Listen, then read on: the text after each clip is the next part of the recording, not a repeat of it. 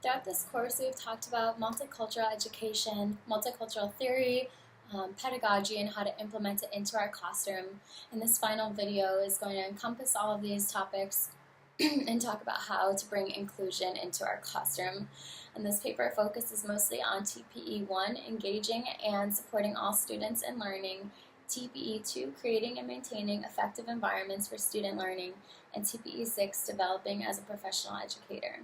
So focusing in first on TPE 2, element 4, know how to access resources to support students, including those who have experienced trauma, homelessness, foster care, incarceration, and who are medically fragile, is super important. A few articles this week touched upon migrant families, children who have parents in prison, children who are experiencing education deficit, debt, and a bunch of other different cultures and ethnicities of students who are classically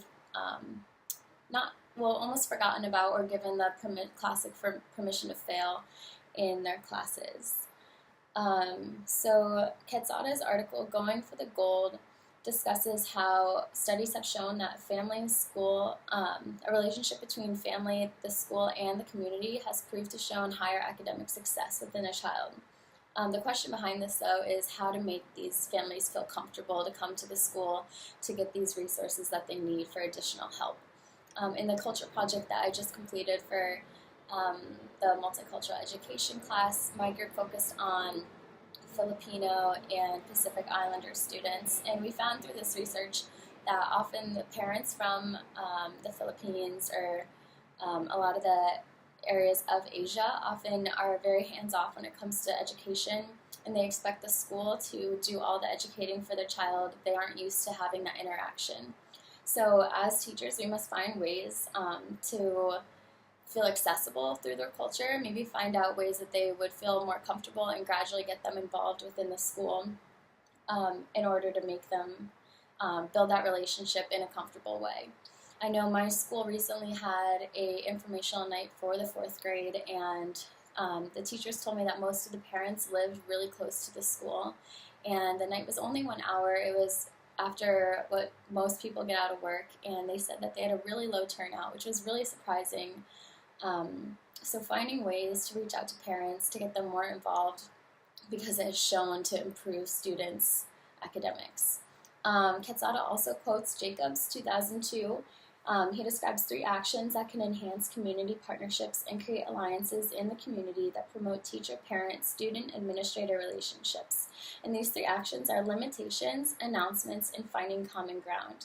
So many times schools are not in touch with the needs of the community or their cultures, their ethnicities, ways that they will feel comfortable in getting involved. And so schools are doing all the planning, creating a description and a prescription rather than finding that neutral ground.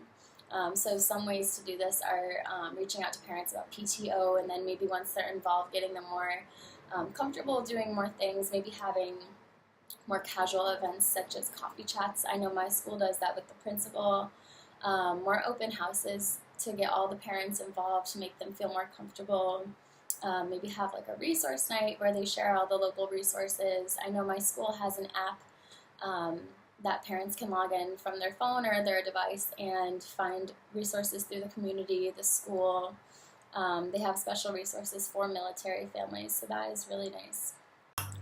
In Linda Hogg's article, Funds of Knowledge, she talks about the colonialism behind our education system and how it's linked with the prevailing notions of schools as a tool of power and control with a missionary civilizing role, which is a really strong term, but we've talked about this a lot throughout the course, and especially when Macedonia, Ortega came in and did that activity on the board with us where we listed the important people that we learned in our history classes, who wrote the literature that we read in school, who wrote the plays, the superheroes we know, how we looked at the constellations, and they all are from the Eurocentric point of view. That is how we are taught in schools typically. We're not typically taught many diverse people who made a huge impact on our society, and there are so many of those people.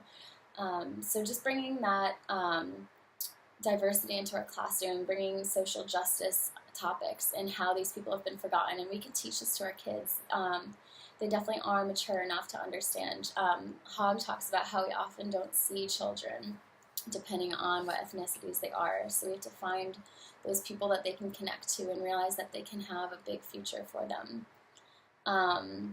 So kind of similar to this, Gloria Ladson-Billings discusses this academic achievement gap that's happening because of the different resources or the sparsity of resources depending on the ethnicities of students. Similar to how Hogg said, often students are forgotten. It's often the rich white towns that are given good resources, they're well funded, and then this academic achievement deficit or debt has been caused because of the lack of resources, the lack of support. And so we have to find out how to make up for this education debt that has accumulated over the years. And she expresses this as a process. It's not going to suddenly fix itself. We have to work at it. She explains how many people think that because they're poor or because they're African American, that their parents don't care. They have a culture of poverty. Their families don't value education, or they're not ready for school. But this is like what she touches on in an earlier article that we read, Permission to Fail. People are coming in with the expectations that these students aren't going to do well, so they're just letting them not do well. Rather, we should have high expectations for them so that they can succeed these expectations and they can do just as well as their white counterparts, or even better.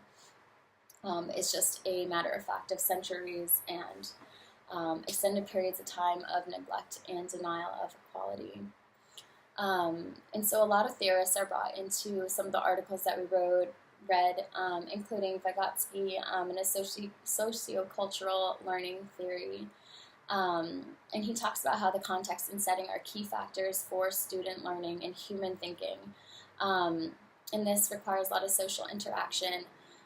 So we have to think about this when we're teaching our students. You know, who are we showing them? How are we allowing the students to interact? Are we just telling them to sit down and be quiet and listen to us? Because a lot of theorists claim that this is not the most successful approach in teaching our children. Giroux talks about that teachers must be agents of change. We must be aware and active, and we are the ones making the change. It's not going to just magically happen. It has to come from us, and we have to work hard at it to actually make a difference. Freire talks about drawing out and taking student voices and their creation of knowledge through their lived reality, which really connects with funds of knowledge, which I'll get to in a little bit. And then lastly, the systems theory discusses how the systems have a way of self-organizing and how everything is kind of interrelated, which is why it's so important we develop this community between the students, the teachers, the parents, and the community to really enhance the best academic environment that we can for our students. And all of these theorists and all of these ideas all relate back to TPE 1, Element 8, monitoring student learning and adjusting instruction while teaching so that students continue to be actively engaged in learning. This just goes back to finding what is going to grasp them, what's going to bring them in to want to learn, because we can't expect just to spew information at them all day. We have to consistently reflect on our own teaching strategies, what pedagogy we're using, how we're talking to our students, and use this reflection to plan what's next, plan how we're going to further teach. So going back to this idea of funds of knowledge, we have to sometimes not be the teacher, we have to be the researcher. We have to be open to learning about our students rather than just expecting them to listen to everything that we say, because we're not going to be able to teach them to the best that we can unless we learn about them first and how they're going to interpret information, how they're used to learning, maybe what styles or what resources they need to learn best. So Gonzalez has an article about she went in and did home visits to a bunch of students where she acted as the researcher. She was the one learning, and she found out of all these funds of knowledge that students are bringing into the classroom. And maybe they're not necessarily like, you know, they know how to do certain math problems or like your typical school funds of knowledge. but they're bringing in different sources of knowledge, maybe agriculture, maybe it's business or finance or trade. They're bringing in their culture, their language. So we have to allow that to come into the classroom, because if that's what they know, and then that's something they can relate to, and we have to find how we can relate our curriculum to help them learn through their own funds of knowledge. And so she just showed that this really helped the students make connections to the material, to each other, to the teacher, and overall really enhance their academic experience. And this really connects to TPE 1, applying knowledge of students, including their prior experiences, interests, and social emotional learning needs, as well as their funds of knowledge in cultural, language, and socioeconomic backgrounds to engage them in learning. And if we're bringing in all these backgrounds, what the students know, then likely a lot of the students will have similar, maybe similar backgrounds, or find one thing that they can connect to one another with. They can find one thing that they connect to their teacher with, and this will make the classroom such a more inviting and supportive community feel, and the students will just want to be there more likely than if they were just told to sit at their desks all day and just listen to what the teacher was telling them. An article that really resonated with me was Teaching All of Our Children Well by Julie Maxwell Jolly, where she discusses high-quality teachers for diverse students, where she's talking about the best teachers or the most successful teachers who have taught diverse students, and I guess what qualities and traits these teachers have. It really resonated with me because I do have a high interest of working with diverse students and a high-needs school. However, I do have some fears that are holding me back from this community. The reasons why I do really want to teach in a high-need, diverse school is because I feel like I could be a good resource. I feel like I have a good, positive attitude. I have a good education about how to incorporate students' cultures. I don't think I would bring my own bias into the classroom purposefully. And I am aware of how to find implicit biases. And I want all my students to succeed. However, I do worry about whether or not they would be able to respect me as a white female sometimes, because even talking to Elena Medina when she came in for the panel, she said that it was harder for her to connect with white teachers, which I think is unfortunate sometimes, because I understand how students can, it's easier for them to connect with people of similar backgrounds, but if we're both open-minded, I think that we can work together to learn about each other and then get into the material. So if I can earn their respect first, learn from the students alongside the students, I think this would really help. I have traveled a lot, and I made myself uncomfortable in order to grow, and I think as long as I tell the students I'm learning alongside them, I would hope that this would help me gain their respect, because I do think that I could be successful in this kind of school environment, and it's what makes sense to me.